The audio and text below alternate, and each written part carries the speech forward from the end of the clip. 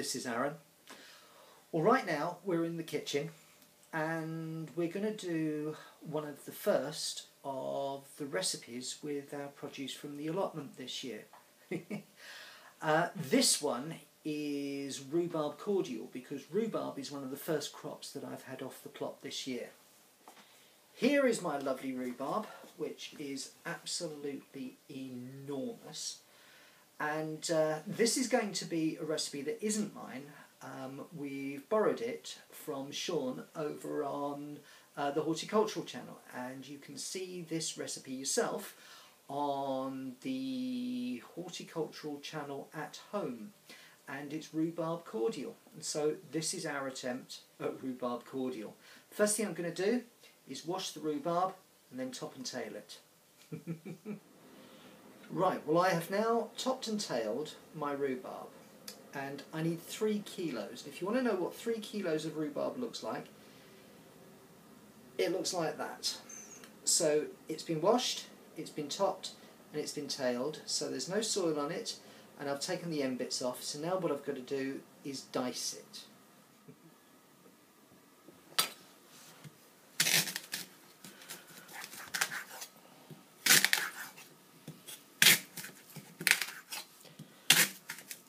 Rhubarb is quite tough, so you do need to give it a little bit of elbow grease and just get it diced up nice and small.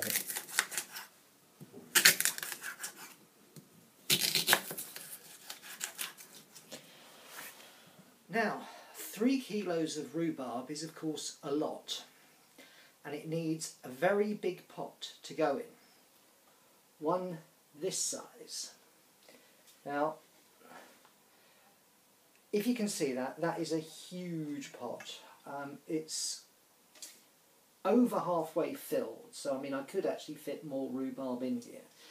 But 3 kilos of rhubarb, you're not going to fit that into a standard saucepan. So this recipe does need a big pot. The other ingredients that this recipe needs are 750 grams of caster sugar.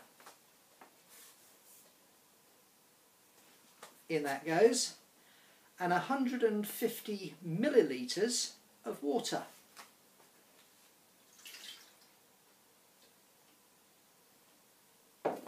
In that goes.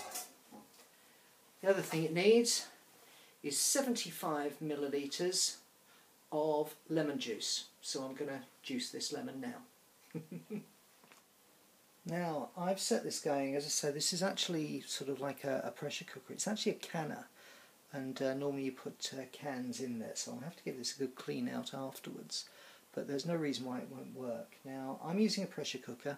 You can use any saucepan with a lid on it, but the important thing is to warm it gently, which is what we're doing in there.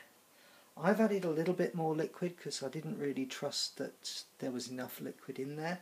So we'll see how this comes out. I can always evaporate it off at the end if there isn't enough, whereas it'll be difficult to add it if there isn't. So we'll see how this turns out. Here you see that the rhubarb has now been stewed quite considerably. I mean, it's certainly a pulp now. I mean, there's probably a few bits of rhubarbiness recognisable in there, but you know, that's now a stew. Now, no additional water's been added, and I did actually evaporate off about a pint's worth because that was the amount of additional water that I put in. So I think now that, I mean, the sugar is still dissolved in it, and so I'm going to count that, but there's actually quite a few litres of this in here, and I don't actually think that that first measure of sugar is going to make that much difference. So I'll just sort of deduct 750 grams, well, it was closer to 700 actually, from the total, because you add 750 grams per litre, and there's a lot of litres in here. And then what I've got is the pulp that has been put into this fruit strainer which we've got. And so that's draining through into a measured jug, and then I'm counting the number of litres that we're getting, so that then that will tell me how many measures of the sugar and how many measures of the lemon to put in. So that's straining away just through the force of gravity. A good question is what to do with this pulp after it's finished straining, because I'm really not sure. There's got to be something you can do with it. And here we've got the strained rhubarb juice, and that's a nice rosy colour. It's not as rosy as what I've seen, and what I'm hoping is that by adding the sugar that's actually going to make it a little bit more rosy, because that gorgeous, rose colour is really what you're after if you're going to mix it with champagne. At the moment it's sort of muddy orange, but well, this is the first attempt, and I'm sure we'll get better at this. Right, we are on the last bit of this process now, which has actually taken a little while. We've actually now got a Maslin tin, or a Maslin pan, and the great advantage of it, I don't know if you can see up the back here, but it's actually got the litres marked out. Now we've managed to get 2.5 litres of juice out of 3 kilos of rhubarb, which I think is quite good. We left the bag dripping for about 24 hours in the end, and it's proved quite good. We've also got a load of pulp which we're going to be baking with, so there's going to be more coming from that. So in there now, on the heat, we have the juice, just about now to get to the actual preserving part.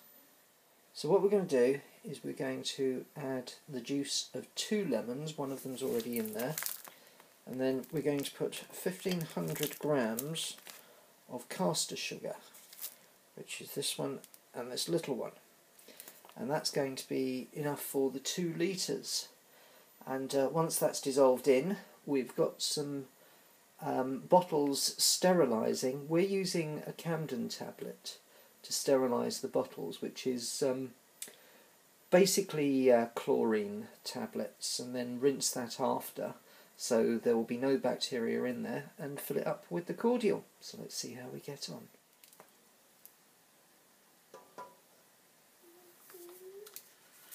So the lemon's in, and the cordial is now coming back to approaching a boil. So now I'm going to put the caster sugar in.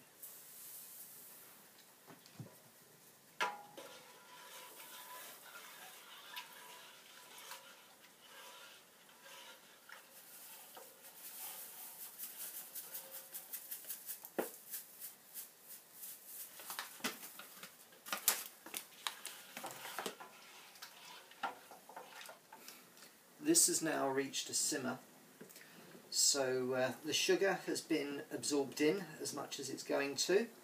The lemon juice has been absorbed in, so now what we've got to do is bottle it. It's been simmering, so all of the bacteria that may have been there, that's all been killed. I'm going to take this off the heat, and we've got our first sterilised bottle.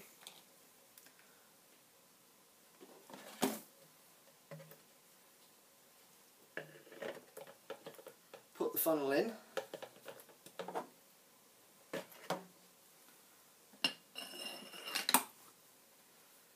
and then with the ladle start to fill this. Now I'm using the plastic one first because this is just off boiling. I don't want to put it into glass, which is what the other one is, so I'm going to do this one first, by which time I think it will have calmed down a bit.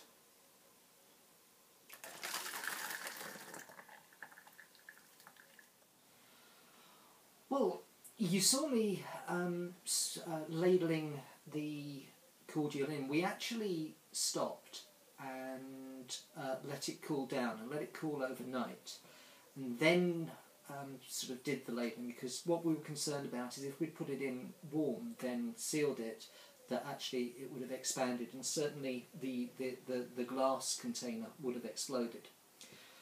So what we have is just over 3 litres of Rhubarb Cordial, which we're calling Rhubena.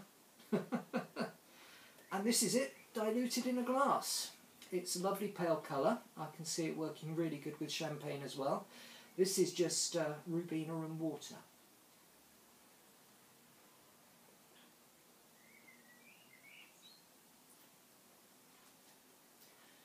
And actually that just tastes like summer. Well, I've come back with another load of rhubarb. And so now we need to figure out another recipe what to do. And when we figure one out, there'll be another video. So see you then. Goodbye.